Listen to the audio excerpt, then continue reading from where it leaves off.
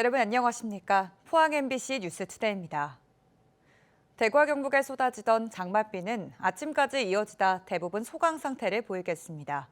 다만 오늘도 폭염과 함께 자외선이 매우 강하겠는데요. 자세한 날씨 유하경 기상캐스터가 전해드립니다. 밤사이 세차한 비가 내렸는데요. 특히 대구와 경북 남부 내륙을 중심으로 시간당 10mm 이상의 다소 강한 비가 내리는 곳도 있었습니다.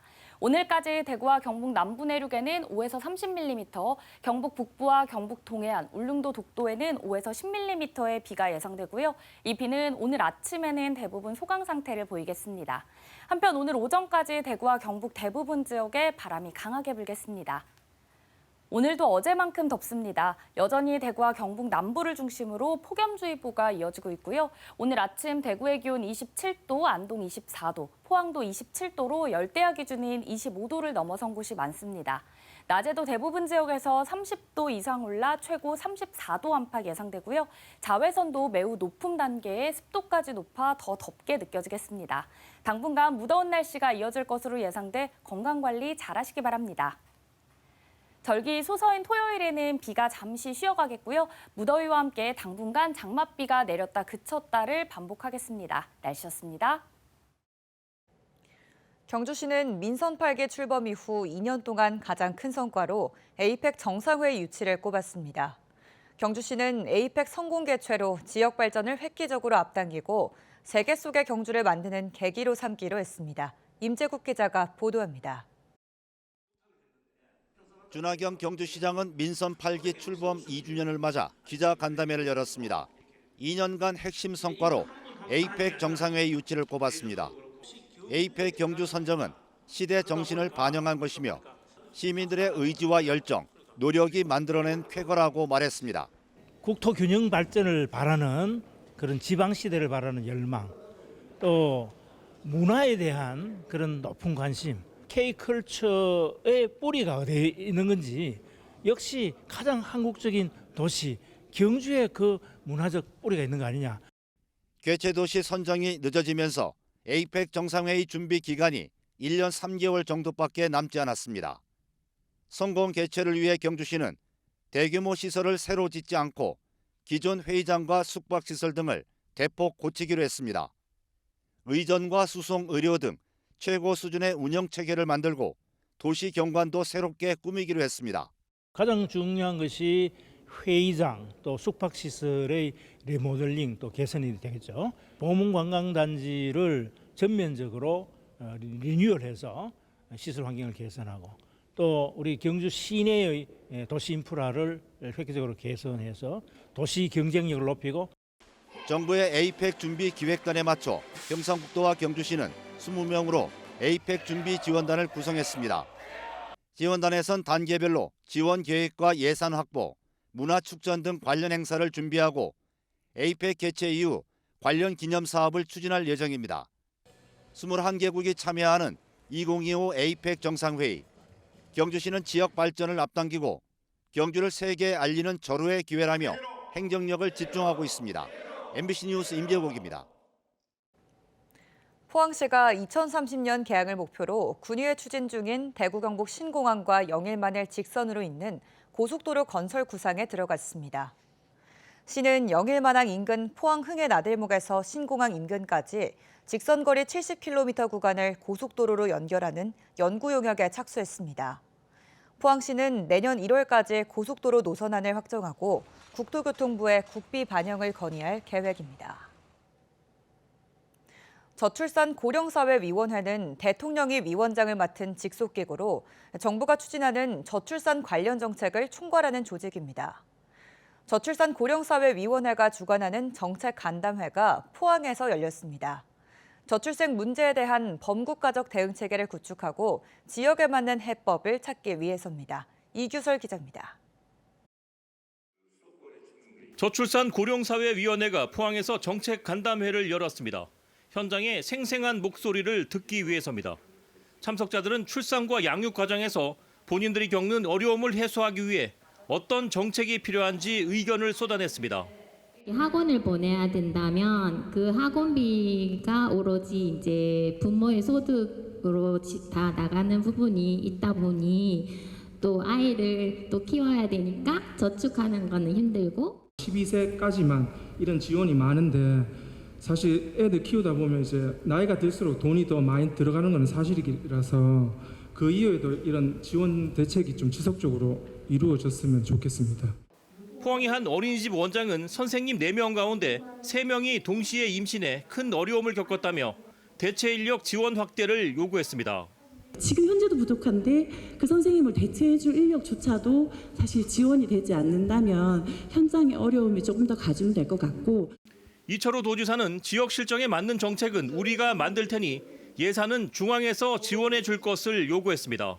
지금까지는 중앙에서 정책을 만들고 일괄적으로 했기 때문에 지방정부가 맞지 않아서 문제점이 많았습니다. 실제로 피부에 와닿질 않았습니다. 저출산고령사회위원회는 간담회에서 나온 제안들을 정책에 적극 반영하겠다고 밝혔습니다. 우리 사회가 애가 행복이 될 수 있다. 또 애가 행복의 원천이 될 수 있는 사회다라는 믿음을 줘야 된다고 생각합니다. 지난해 우리나라의 합계 출산율은 0.72명으로 OECD 회원국 가운데 꼴찌를 기록했고 지난해 4분기 합계 출산율은 0.6명대로 더 떨어졌습니다. MBC 뉴스 이규설입니다.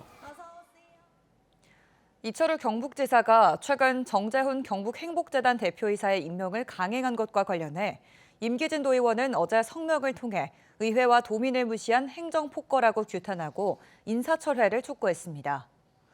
정재훈 경북행복재단 대표는 대학 교수로 재직 중 성차별과 여성 비하 발언 등으로 정직 2개월의 중징계를 받았고 지난 5월 도의회 인사청문회에서 도덕성과 경영 능력이 검증되지 않았다며 부적격 의견을 받았습니다.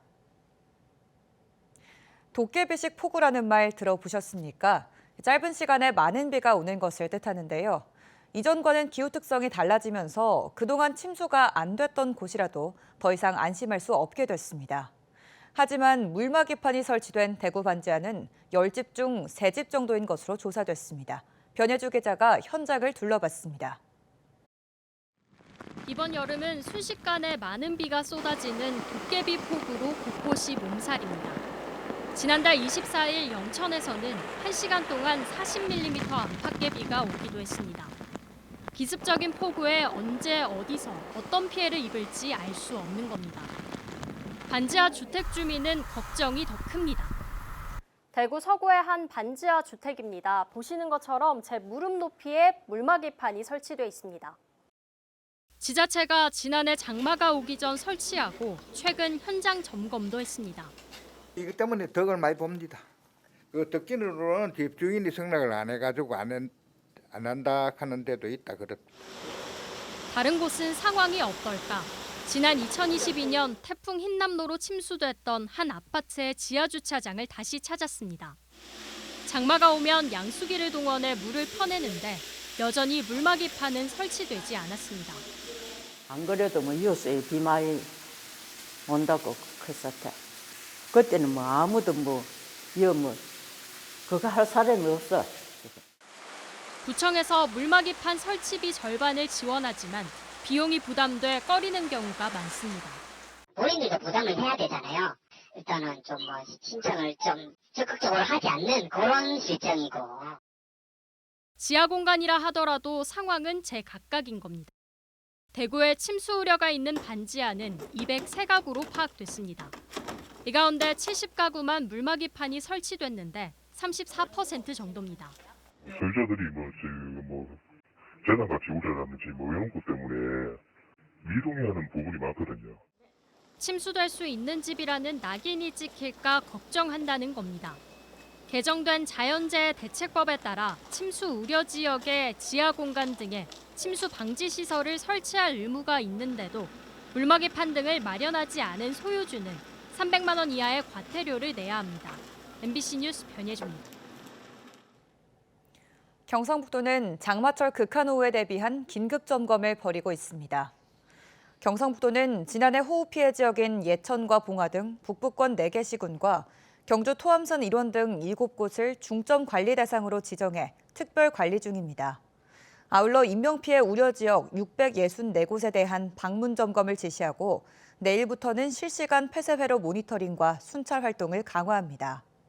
경상북도는 시간당 80mm 강수를 보이거나 300mm 이상 누적 강수의 경우 주민들을 마을 대피소로 사전 대피시킬 방침입니다. 불에 달군 노쇠를 수천 번 망치로 두들겨 만든 유기를 방자유기라고 합니다. 방자유기 기법은 우리나라를 포함해 6개 나라에서만 보존되고 있는 세계적으로도 희귀한 금속 합금 기술인데요. 국내 방자유기 명맥을 99세의 나이에도 고집스럽게 이어가고 있는 문경의 이봉주 유기장을 김경철 기자가 만나봤습니다. 문경 가은읍에 있는 한 유기 공방.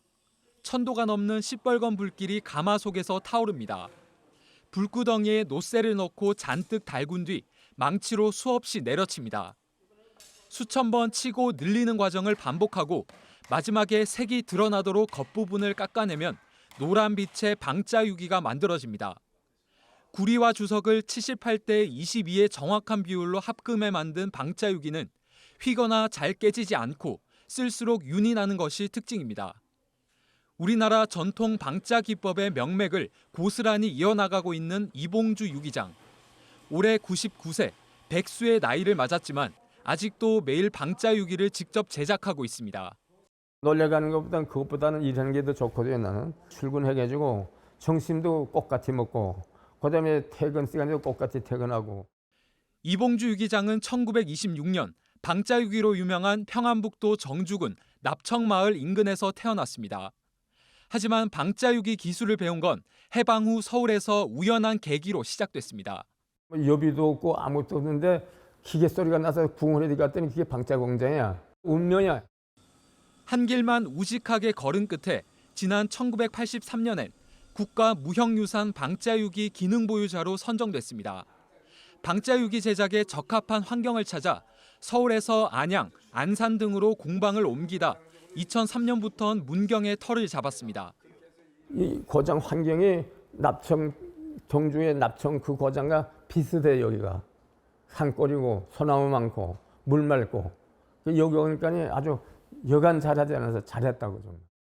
이봉주 유기장이 76년 동안 고집스럽게 보존해온 우리나라 전통 방자유기 기술은 이제 아들과 손자까지 3대에 걸쳐 명맥을 이어가고 있습니다. 다른 생활을 못하고 여기서 그냥 평생 하다 보니까는 40몇 년을 하게 된 것 같아요. 우리 아버님 아직도 건장하시고 아버님 아주 잘하셔요. 그거 쫓아가는 거죠, 제가 아직까지. 서울에서 은행원이었던 손자도 하던 일을 그만두고 9년째 방자유기 기술을 배우고 있습니다. 일에 대한 그런 열정과 재미를 느끼는 걸 보고서 나도 저 일을 하면 저도 나중에는 저렇게 일에 대해서 열심히 할 수 있고 내가 스스로도 보람을 느낄 수 있지 않을까 싶어서. 아들과 손자로 이어지고 있는 방자유기 기법이 앞으로도 끊기지 않고 보존되는 것이 이봉주 유기장의 마지막 바람입니다. 내가 죽기 전에 이 전통 기법이 원형대로 보존하는 것이 그것이 내 희망이다. 전통 기법이 얼마나 그 가치가 있는지 후대들이 그걸 알아야 돼요. MBC 뉴스 김경철입니다. 경상북도는 쌀 품질 향상과 쌀 과잉 생산을 막기 위해 7월 한 달간 질소비료 사용 줄이기 캠페인을 실시합니다. 이번 캠페인은 질소비료 과다 사용으로 쌀 품질 하락과 온실가스 배출량 증가 등의 부작용을 줄이고 쌀 과잉 생산에 따른 쌀값 하락도 사전에 막자는 취지로 마련됐습니다. 경상북도는 질소비료 사용 줄이기는 농가와 소비자 모두에게 도움이 되는 만큼 농업인들의 자발적인 참여를 부탁했습니다. 영덕군은 2024년 여름방학 대학생 일자리 사업을 실시합니다. 대학생들이 공공부문에서 경험과 경력을 쌓아 취업 경쟁력을 강화하는 기회를 제공하는 사업으로 39명을 선발합니다. 대상자들은 다음 달 23일까지 영덕군 읍면사무소와 해수욕장, 유원지 등에서 행정과 관리 업무를 체험하게 됩니다.